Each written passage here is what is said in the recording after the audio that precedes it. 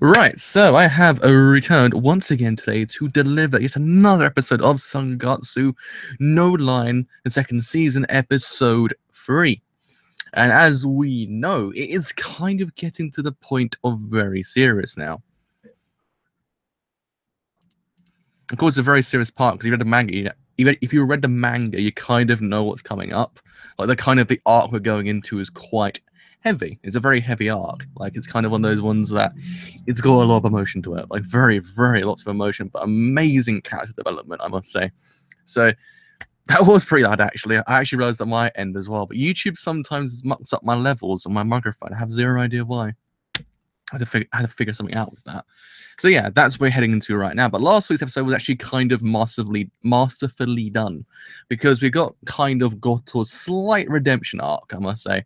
Not kind of going the full redemption arc, but slightly, because he kind of got to know more about his character and what's really going on with him. Like, you know, you didn't really kind of know the ins and outs of his character. Now we kind of know more about it. It kind of, sort of, in a way, makes us more kind of sympathetic towards his character, not completely, but slightly. It kind of just humanizes his character to a point that he actually kind of feels very much more human than he did beforehand. So it's actually quite well done, I must say. It's actually one of my favorite parts of the whole entire manga. It's actually really, really freaking well done in the anime as well. So good job on that front. So hopefully they do justice to the next arc as well, because the next arc is pretty freaking amazing in the sense of character development, but very depressing in the sense of emotions. So without further delay, let's get this show on the road and see what happens. Right, okay. Let's put you somewhere that actually can see both screens. There we are. Good, we're good. All right. So let's start this thing in 3, 2, 1. Let's begin.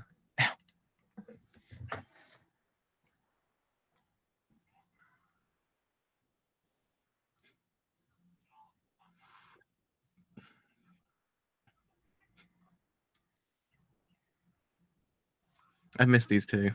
I've missed these two so much.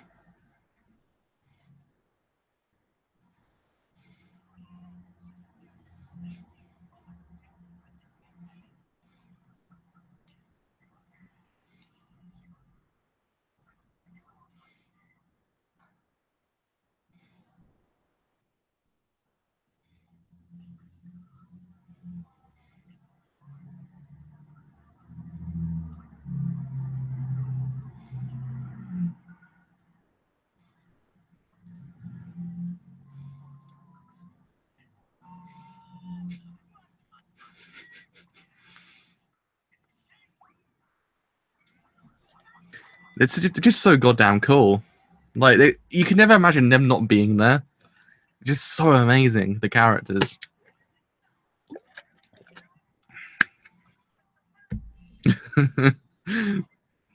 Smith just is an impeccable character. I'm so glad they're actually there.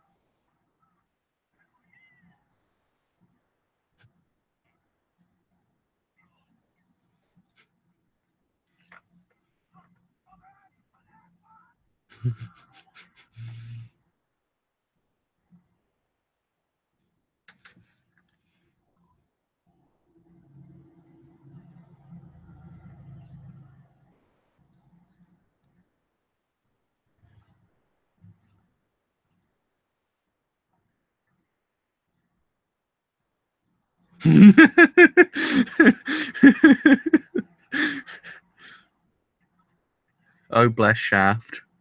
Bless Shaft so much. Where would we be without Shaft at this point? Let's face it. Shaft, like the coolest guys ever. They're literally the coolest guys.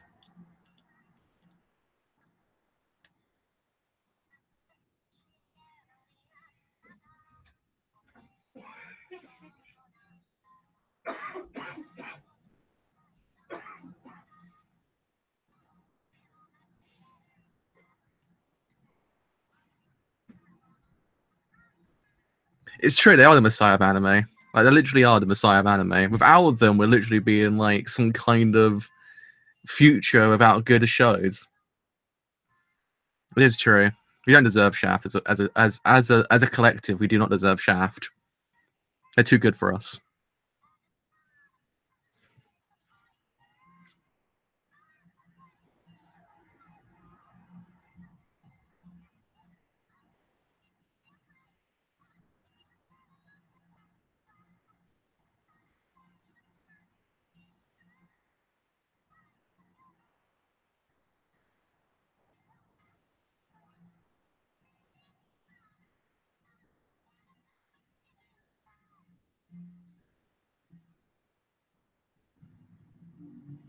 Plus, the OP is amazing as well. The OP is just beautiful.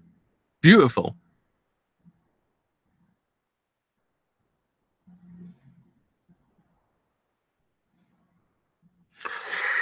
There's best boy. There's best boy. The man himself.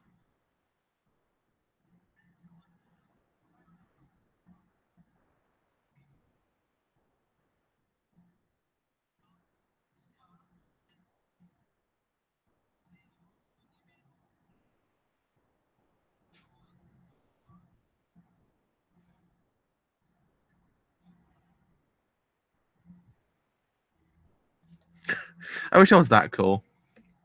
I wish I was that cool. I actually have my own name in a cup.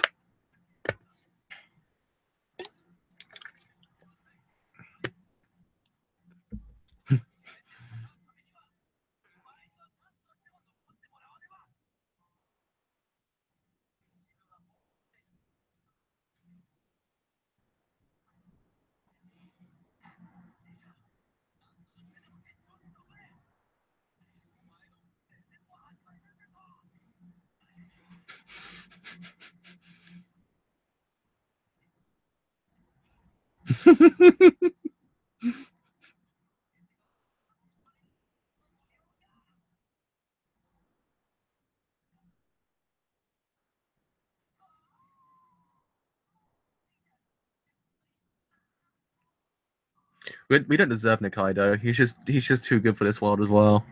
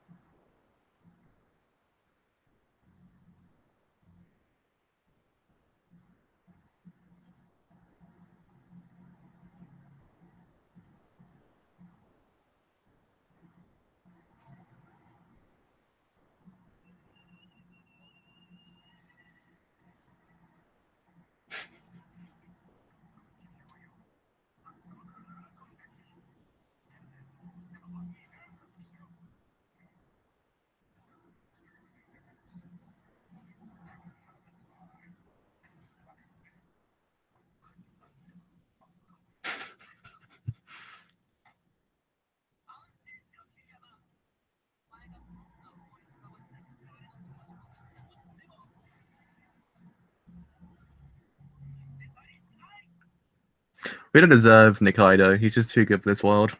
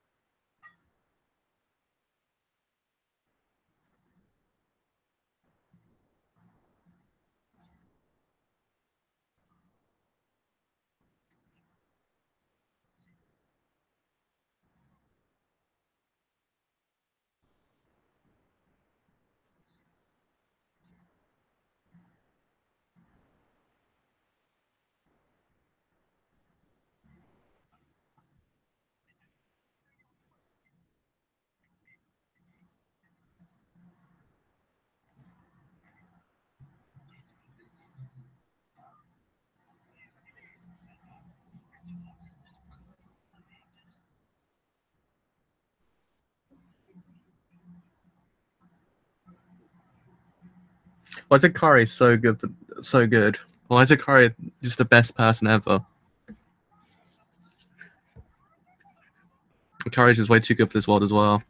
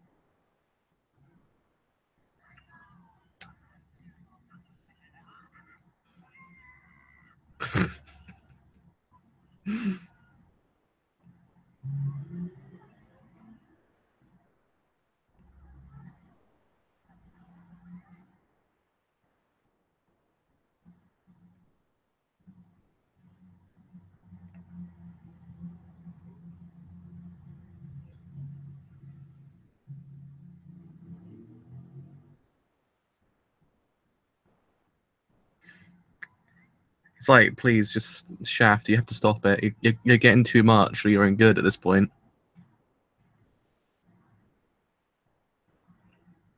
They're really doing his arc justice already. Jesus Christ.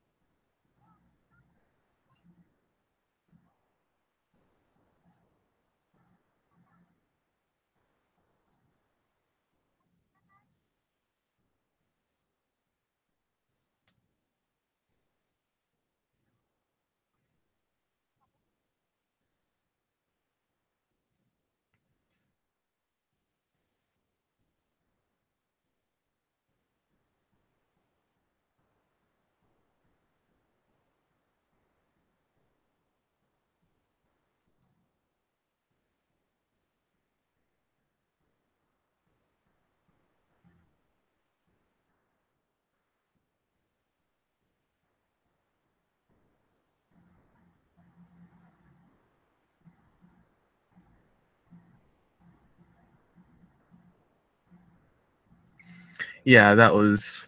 I did that really freaking damn well, actually.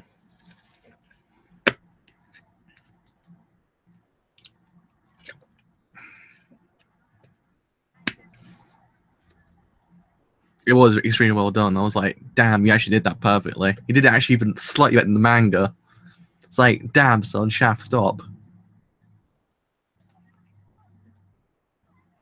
And the way that Shaft actually kind of feeds the undercurrents into the actual show is really well done as well.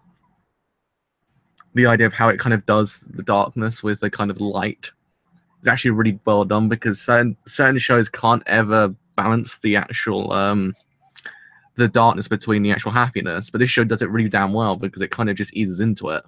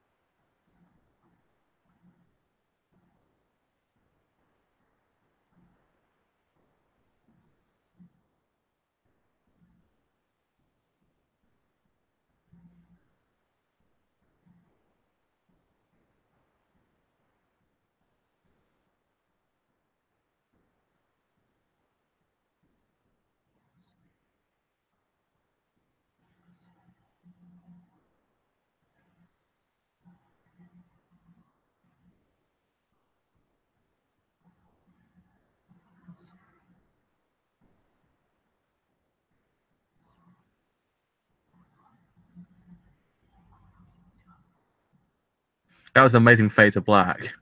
Holy crap. That's amazing use of the fade to black. Have you ever seen anything ever do it like that before?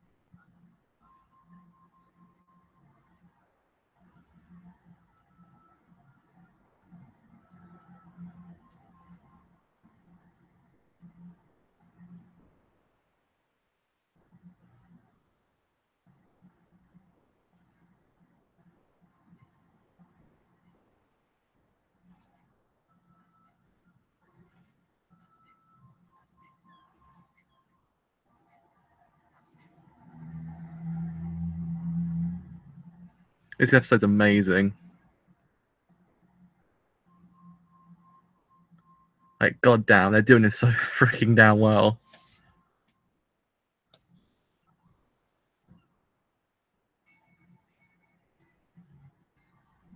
Oh, I know what they're pulling. I know what they're doing. Oh, Shaft, Shaft, I know what you're doing. Oh, I know what you're pulling, Shaft. I know what you're doing. Don't you think I can't see your through your clever ruse? I know what you're doing. Leaving the after credits seem to be the kind of the heavy hitter. I know what you're doing. No, oh, I know what they're doing. This episode's impeccable. Holy crap! They keep on nailing everything for the manga and then times it by 10. I don't understand how they're doing it, but I'm just loving it. You appreciate it more because of once you read the manga, you actually appreciate the events even more. Because it's just how Shaft do it. They just escalate what's already amazing, just times it by 10 and just give you the best show ever made, basically. I don't know how they do it.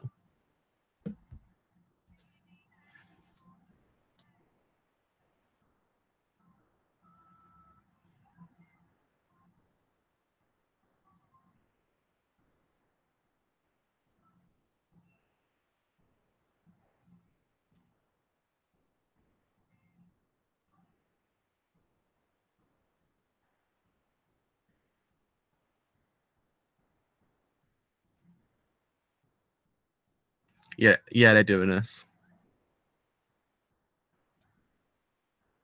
They're doing this.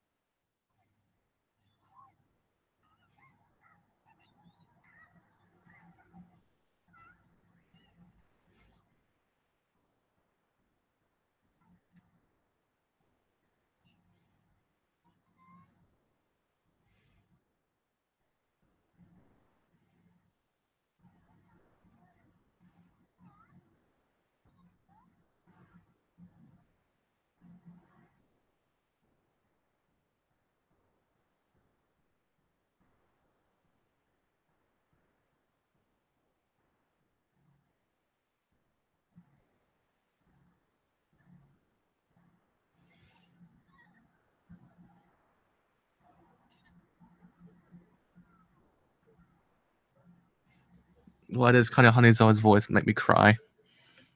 Why kind of Hanizawa's voice is just damn it, kind of Hanizawa.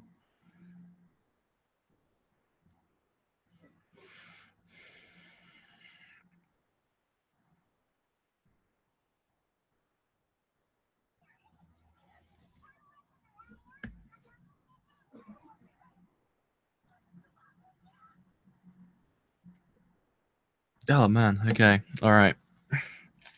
So now we're heading into kind of probably one of the biggest arcs, I would imagine, of the whole entire series that we've seen so far, because there's been kind of a few arcs beforehand. But I just feel like this one's kind of the heaviest for me, because this one kind of deals with a lot of themes, really freaking damn well. Kind of to the point that it makes you realize certain things. You just go freaking hell, how has this never been done like this beforehand? It's actually amazing how it's done. But let's it's about the final scene in a nutshell. The final scene was impeccably done because it's one of those ones that it let the visuals do the talking a lot more than just say Akari is saying. She said Akari was speaking as well, but the visuals themselves kind of did in theory just escalate what was really going on here. The kind of darkened background, the idea of her just like kind of standing there just with this kind of lifeless I don't know how to say, like persona on her, and then with the shoes as well, it just told you everything you need to know about character, and then she broke out crying. It just told you everything just there and then. It was absolutely impeccably done. It's just like, god damn, it's just like you kind of head into this arc knowing that this is going to be a heavy thing, because once she starts crying, you just know it, because she's not, she's a type of character that has cried beforehand, but whenever she cries, you know there's a reason behind it. It's actually a very, very big reason. That's why it's kind of one of those things that it kind of gets you as well. Whenever she cries, you start crying as well, because you kind of like, you just don't know how to take it.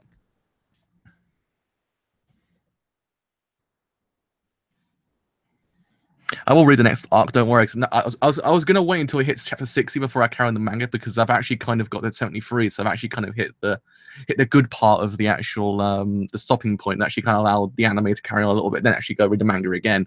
So I think probably in the next 20 weeks I probably will go back to the manga.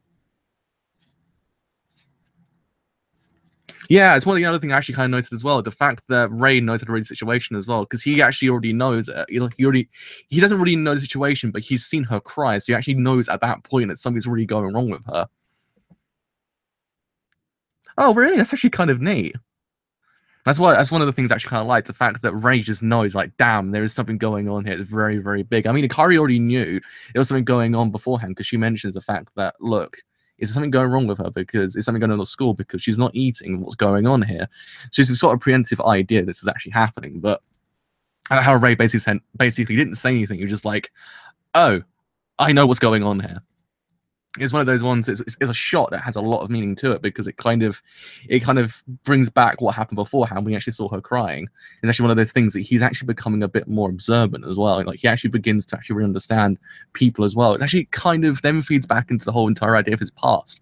I kind of like the idea of how he kind of says, look, I try to kind of keep myself away from certain, like, kind of social things, because I believe that if I kind of just my presence less known, the actual things my classmates would never escalate.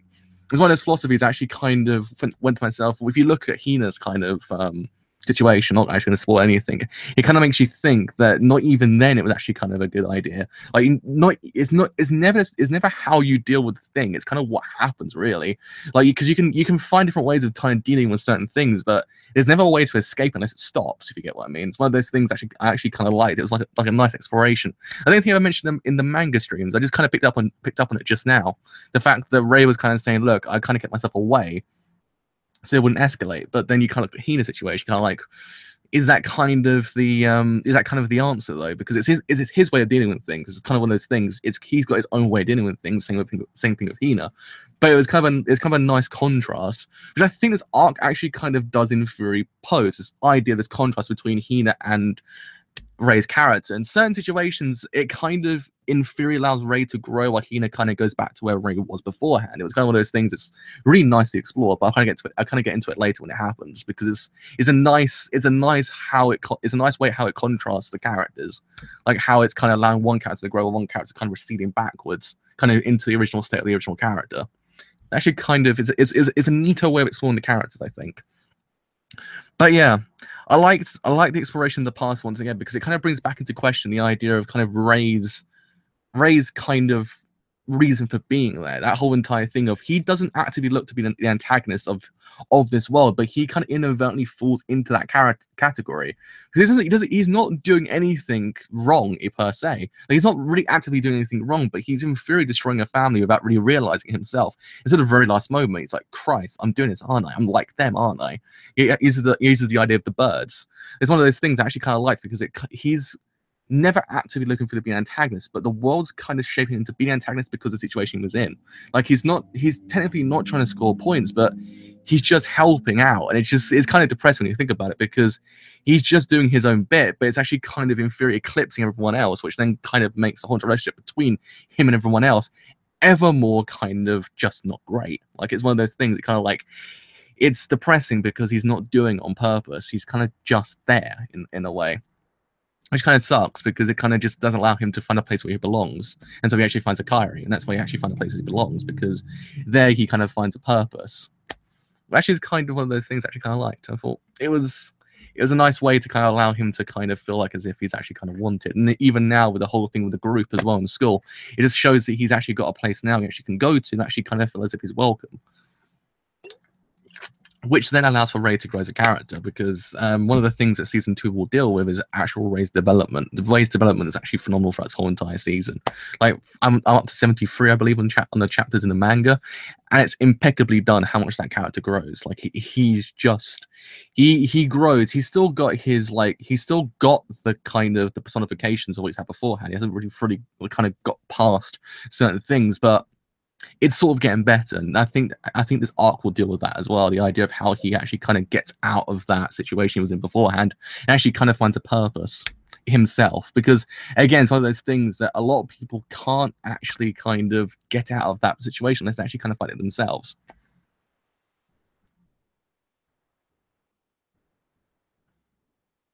I can see where you're coming from with that, but I think it's the whole thing, yeah, because they're kids. They don't know how they don't know how to deal with the situation. If they happen to be teenagers or kind of sort of into the adult area, there might have been a kind of a different outlook on it. It might be said, "Oh, look, it's a new brother. We actually might better get used to it," because they're kind of mature at that point.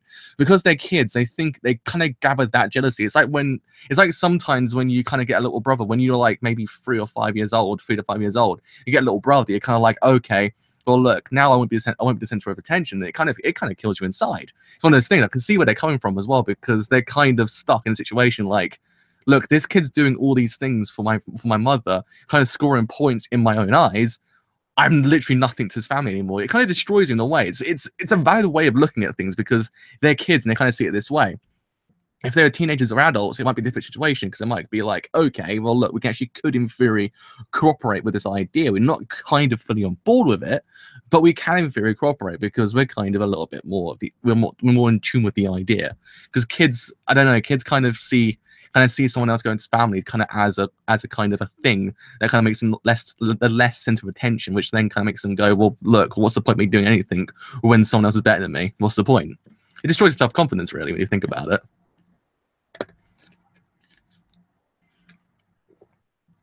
That's why I like that. It's true. That's why I like the Kawamoto's family's. I can't even say the words now. My brain's just literally shutting down. No, the Kawamoto family's household, because it's never this hierarchy idea. Like, if you get what I mean, because in the other family, it's kind of a very hierarchy idea. It's that kind of, look, you have to kind of prove yourself, that kind of thing. With Akari's family, it's just like they're just people. They're just ordinary people with their own problems, and they feel real for that matter. And that's why Rey kind of feels like he's welcome there, because there's never a hierarchy system. It's like they see themselves as kind of equals there all together. They're a family basically. They don't have a system there which actually kind of makes them realize they're never better than the other person. But I would imagine the problem is with them that even if they try to do something, it kind of falls back into the idea that they will never be the better than him. Because again, you have to kind of realize if your mother's telling someone who's a complete stranger who she never gave birth to, this person's a good boy, this person's amazing, it knocks your self confidence. It completely kills you inside because you're like, why is he better than me? I've been here since the beginning. Why is he better than me? Why is this person here now? I mean, yeah, they could in theory like kind of actively do something a bit more, but in theory, it grows as complex inside you. You just can't do anything. You kind of just like, what's the point? It's a mentality they have. It's the problem. It's a kind of, it's not the correct way of looking at things, because you're not meant to kind of sit there and go, well, look, I'm terrible, I can't do anything, because then you kind of will never get that emotional state because you're stuck there forever. So I mean, it's valid to say that, look, they could have done something more, but the fact is, they're children. They kind of see this idea as someone that's kind of someone who's better than them. So what's the point trying? As something as like a complex. You can't really, you can't fault them, but at the same time you can. It's a weird situation because they're at the age you just can't ever get that kind of even Steven spread, as they call it. It's just kind of a very problematic state. Like, if they're as I said beforehand, if they were teenagers, they might have actually kind of seen the situation a little bit differently, because they might have went, okay, well, look, we're at a different age now, so it's actually not so bad. But as kids, it's kind of like you just don't know how to feel. It's, as I said beforehand, it goes back to the idea of when you get a little sibling as a child, you feel as if that sibling's going to take over from you, and you just kind of feel like as if you're insignificant towards the family.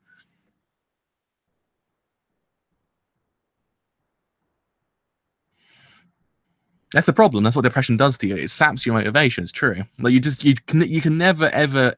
It's what happens with Ray as well. Ray's got a situation where he has to kind of realize himself that he's getting better. He can't. Someone else can't tell him he's good because same thing happens with the family. If say Kyoko actually helped out. Say if Kyoko helped out. Everyone says, "Good girl, you're doing great." It won't ever change the situation. She'll still see herself as kind of insignificant towards the rest of the family. It's one of those things that kind of just saps you away completely. It just kind of stops and halts your motivation completely.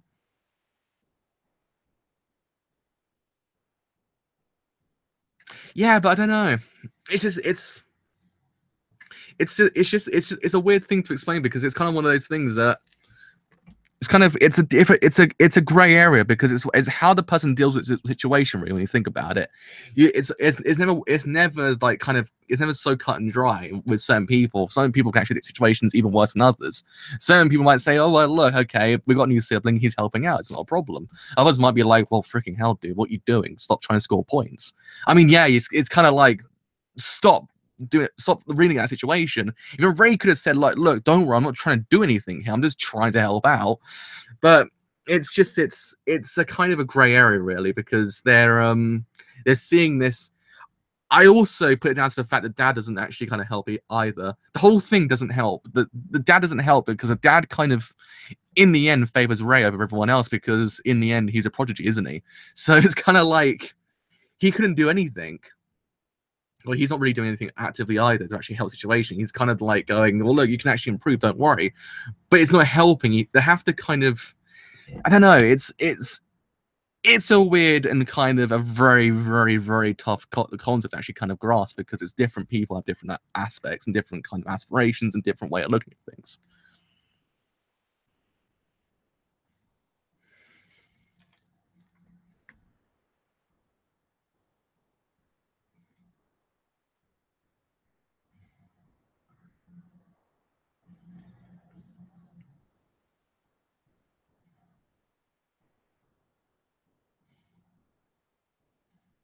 I mean, I think Ray's development is actually kind of interesting as well because he kind of falls into the category that his actual improvements happen because other people's like, when other people kind of sort of, it's not all the time, but in certain cases, when something's going wrong with another character, he then tends to kind of improve, which is actually kind of an interesting concept. He's not one of those characters that kind of grows actively out of anything else other than that. He's growing because of other people's like kind of sort of in a way misfortunes. Like it's not as if it's kind of all the time. It's like I mean, Shimada, he kind of realized, oh crap, I need to actually kind of realize these things. I need to kind of get my head in the right place. The same thing happens with Hina's arc as well. Like he's not kind of actively growing off other people's misfortunes, but he kind of finds a purpose in that to actually help other people. Which is actually an interesting kind of way to look at character development because characters don't intend to grow that way. They tend to grow because of certain things that happen in their lives that you kind of then make them realize, okay, oh god, I've got to improve. But his one kind of happens because of circumstances with certain characters. He's helping them out, but at the same time, he's kind of growing because of that reason. It's actually kind of a weird way of looking at things, but I like it. Yeah, that's the problem. But I think the problem was beforehand. He's like, I don't know. Beforehand, it was kind of like he didn't really. He was aimless. If you get what I mean. He was a bit of an aimless character. He didn't really kind of think what to do, but until he kind of realizes, okay, these people actually kind of got a purpose. I need to actually find out what I have to do myself. And then with Hina's arc as well, it kind of allows him to realize, oh Christ, I now have a purpose. Like he's got that purpose now, which actually is kind of neat. But it's just, I don't know. His character is extremely strange when you think about it, because his character growth is different to most. He's not growing because of like, oh, I want to become the king, or I want to become the wizard king, or I want to become Hokage. It's not that at all. He's growing off a very, very kind of realistic approach.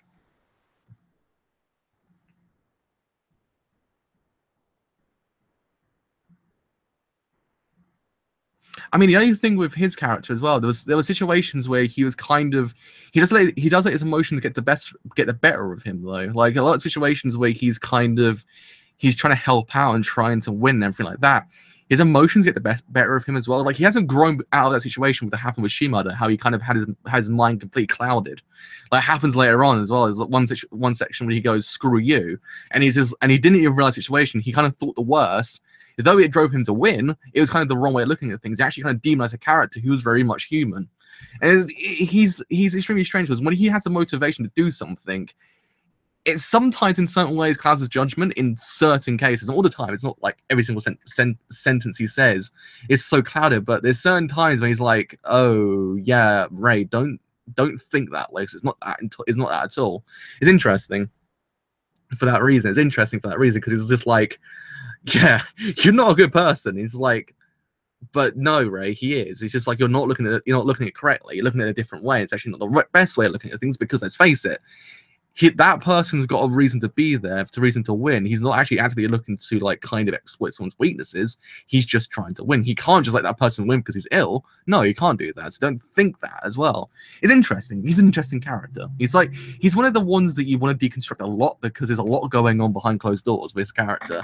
He's not just so cut and dry. Like, he's not one of those characters who just grows and that's it.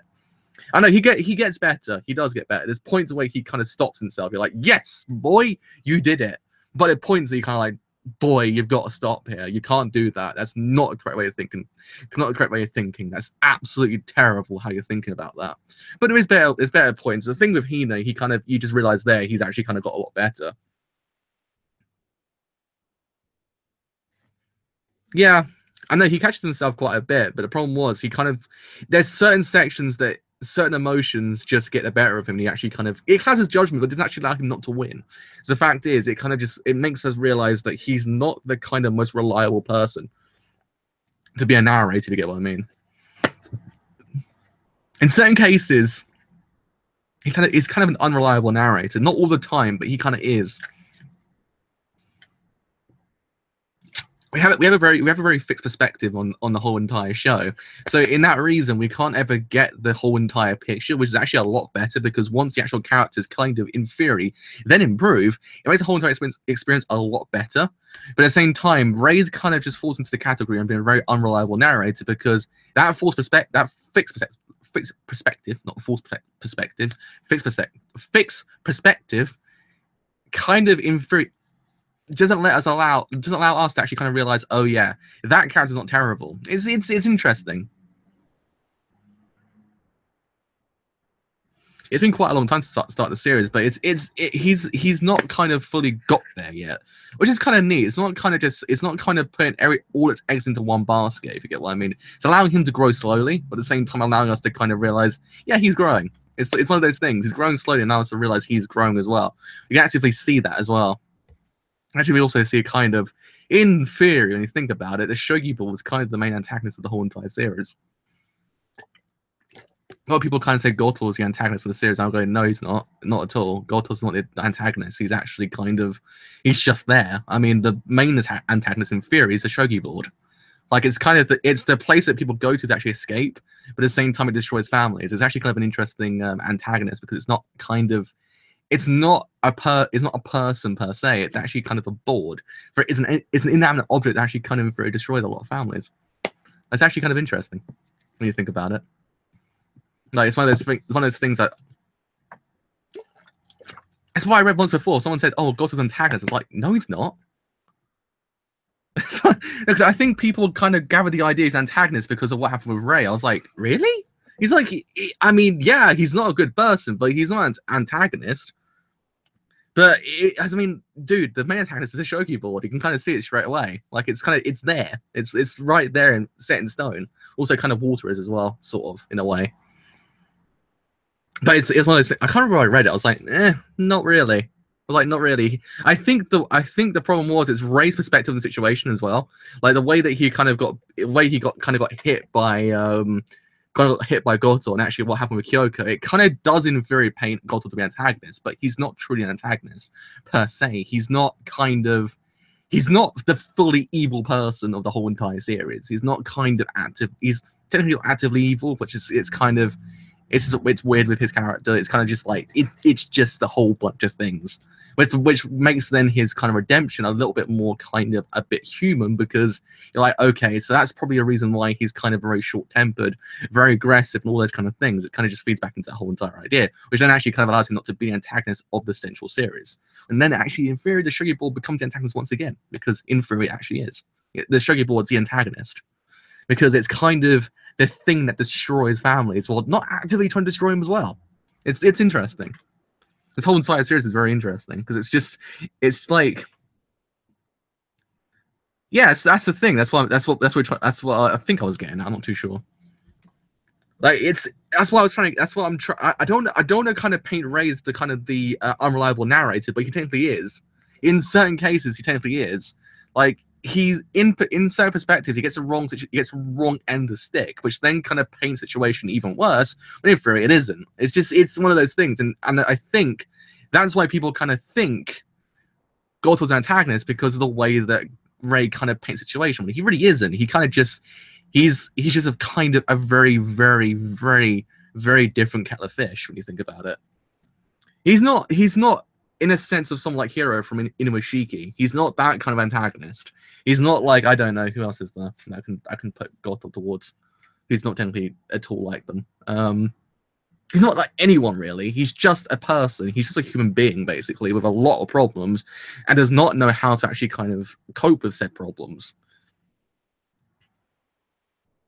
Yeah, it's I don't know. It's bait and switching, but at the same time, it's kind of it's the thing of the unreliable narrator as well, because he kind of you see it later on. He kind of just gets wrong end of the stick all the time, which is like he kind of clouds his judgment completely. Just kind of easy, like, bro, don't think that. That's the kind of the problem. It's the false perspective. It's the fixed perspective you get, which actually kind of it works, and it kind of makes you go freaking hell, like. Why did I not realize that sooner? Like, it's too fixed for its own good sometimes, because you're like, no, bro, no, fanboy, not at all like that. It's not at all like that. That's why I like it, because it makes the whole entire realization a lot better when you think about it, because once you really know the situation, like, yeah, he's not so bad. Still a complete arsehole, but he's not so bad now. It makes the false perspective,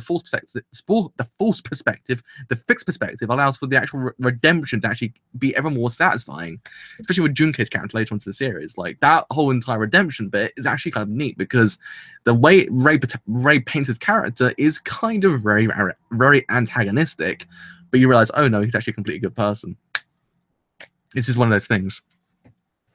Ray's extremely strange. That's why I like him, because he's just very different. I'm afraid to stopped. There we are. So yeah, he's very different. He's not the kind of the same caliber as other protagonists that you see in said series, like in said sports series as well. In said sports series, you kind of get the character who's kind of down and out, the character has to fix himself, the kind of character has anxiety, all those kind of things. A lot of sports series tend to deal with that, but his character's got a lot of layers. It's like, yeah, kind of. I would imagine. Yeah, actually, I agree with you completely there. But the thing with kind of is allows my brain to actually kind of process information. It's my way of kind of like going from one point to another. Yeah, I know what you mean, but I think it was how Ray does it is what makes him antagonistic. It's not the fact that it's circumstances, but it's a fact of how Ray does it that it kind of makes him antagonistic. Because again, you get that with certain shows. That shows paint a character to be antagonistic just from the way it's done. You're like, yeah, he's antagonistic, but here it's done in that way. But at the same time, sorry, I said that word again. It allows him to Jesus freaking Christ! I say all the time. It's part of my vocabulary at this point. But yeah, it's one of those things. It's interesting because you're like, it's just not how it's meant to be, but it's kind of like it's how it subverts the kind of normal way of actually kind of looking at antagonists. I can't actually speak now. My brain just kind of stopped. It's subverting how you look at antagonists, really, when you think about it, because it's kind of painting antagonists, but it's not at the same time. It's kind of like it's allowing you to realize, yeah, he's not a good person, but at the same time, no, he's actually kind of a normal human being due to circumstances like this, and actually doesn't know how to way to cope with it. That's what's going on with his character. It's sort of, I don't know how. Yeah, another character I actually compare Goto towards, but it's not the same kind of medium. Is Nick from Go on the Influence? If you've ever seen the film by John Cassavetes, he kind of has a very similar outlook on life. He doesn't know how to cope with certain situations, and it kind of allows him to he doesn't allow him to actually control his own emotions, but actually then leads him to actually kind of have outbursts against people. It's the same kind of thing. People don't know how to cope with their own emotions, which then actually allows them to actually then kind of, in a way, just kind of have an outburst, and then actually kind of then paints him to be an antagonist, which in theory, no, it's just the fact that he can't cope. No, don't worry about it. It's nice that people actually kind of make me realize I say certain words a lot of times, but it's just the fact that I think kind of is my way of actually kind of just putting two words together. I think it's just my brain doing it. I don't know.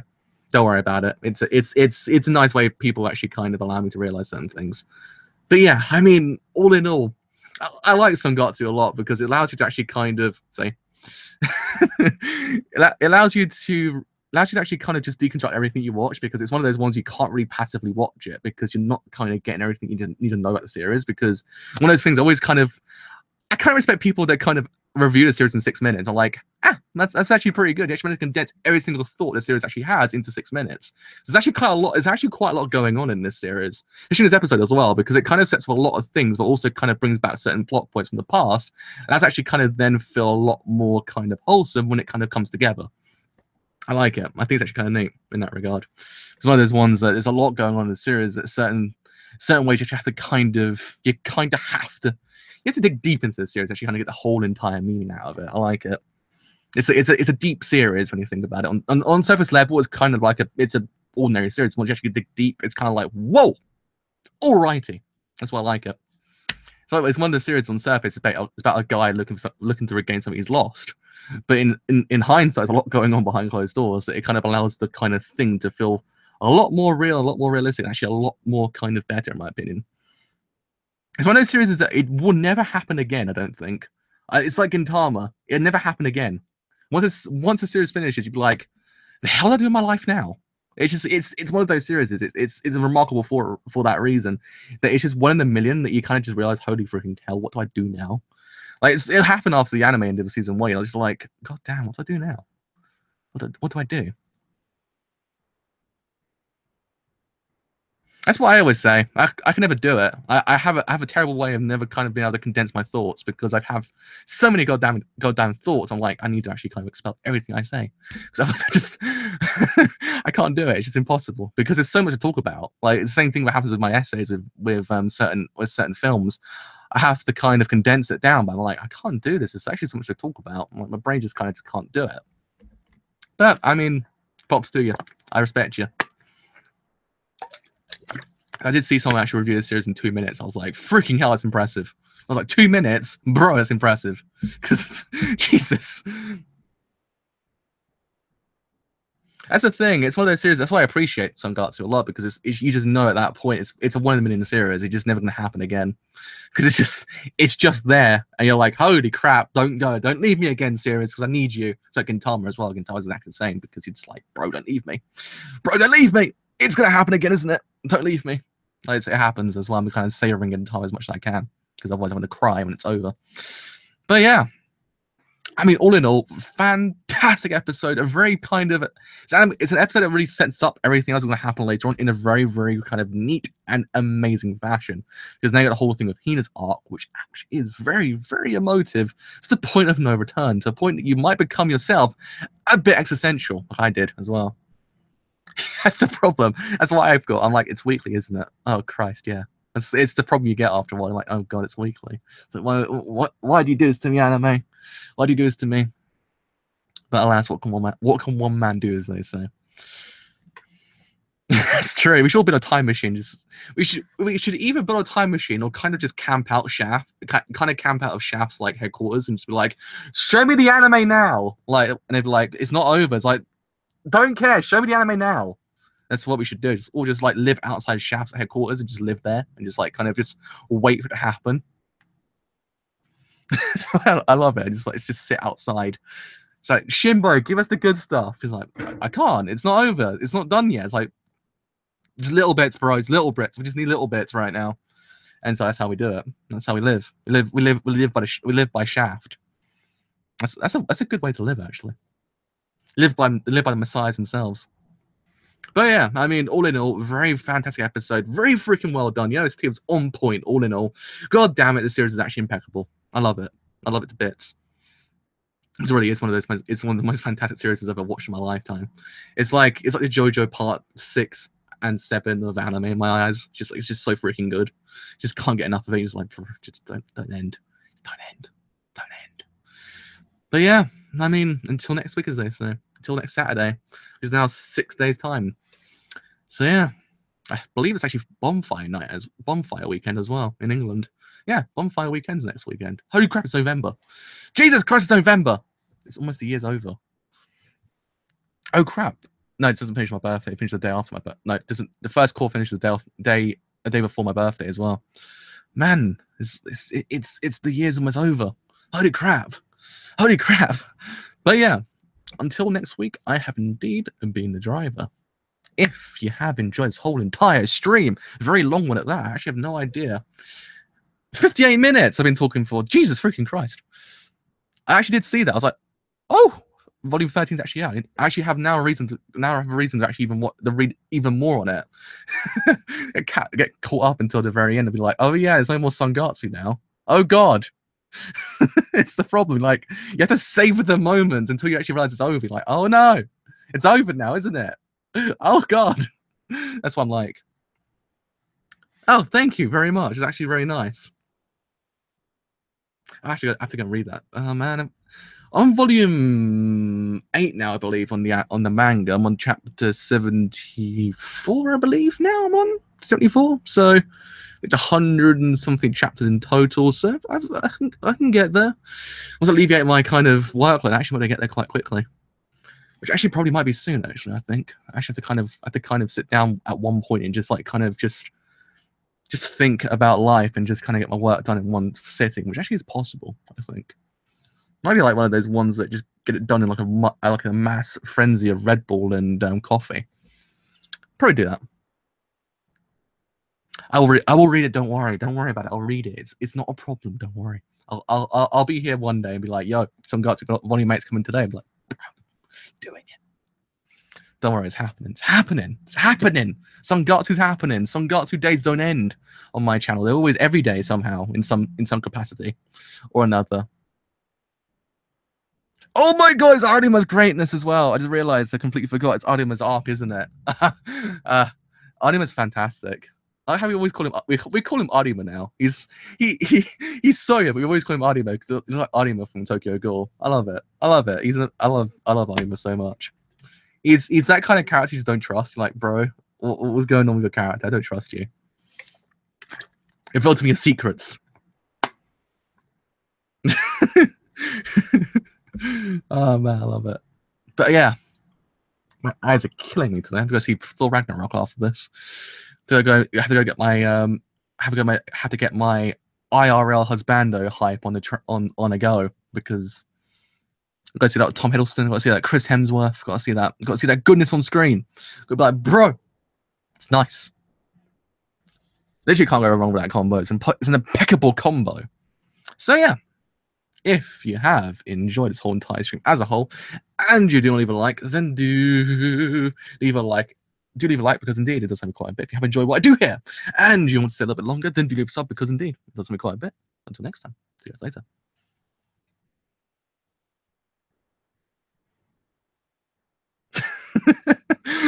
Yeah, it's true, but we kind of just we read Tokyo Ghoul like, hey, it's Arima. And then we kind of read Sangatsu like, hey, it's Arima. And that's how we kind of just drew the conclusion. It's Arima twice. Actually, that reminds me, I have to go read Tokyo Ghoul when it comes out. That series, that goddamn series. Freaking hell, that series. Tokyo Ghoul is a fantastic series of just how much an F that thing doesn't give right now. It's so good. Yeah, I can't get out of it now. You're stuck there, boy. It's Arima forever now. Arima F. What's the abbreviation of forever? AFF. Arima forever. Arima friends forever. There we are. That's what I call him now from now on. AFF. Arima friends forever. But until next time, my brain's actually kind of on shutdown right now. Just, I felt that part of my scalp just kind of go, what even is that feeling? It's like you kind of just go, poof. It's an implosion somehow. Amazing. He literally is at this point. I like how Onima didn't die in Tokyo Ghoul. He went to Sangatsu's world and actually became a Shogi Pro. I love it. He's like he went to Kaneki, like, Kaneki, I've got to go. He's like, why is that? I've got to become a Shogi Pro. It's like, that's how it ends. There was never a fight in Tokyo Ghoul Re. It was just the fact that Onima leaves and it becomes a Shogi Pro. It's amazing. I love it. We could actually in theory just write that in somehow. Just write a chapter where he leaves and becomes a Shogi Pro. In the background the whole entire time at the CCG, he was actually a Shogi Pro. It does fit so well. It's a timing as well, the series, because Sangatsu, the actual anime, came out, I believe, after the point of when they fight. So it just fits so goddamn well. You're like, yeah, I can see that happening. I see him become a Shogi Pro. We need to write that, actually. We need to write that chapter. Like, there's a chapter, like, extra, just like, I became a Shogi Pro without even realizing. That's a chapter. That's a chapter title. Oh beep, I became a Shogi Pro without realizing. I love it. We have to do that. We got to do that now. We have to. It's set in stone. We've got to write that chapter. we got to Ishida himself. Like, Ishida, write that chapter. It's like, okay, all right, I'll do that. It's like, that was easy. We'll just go home after that point. I love it. But until next time, see you guys later.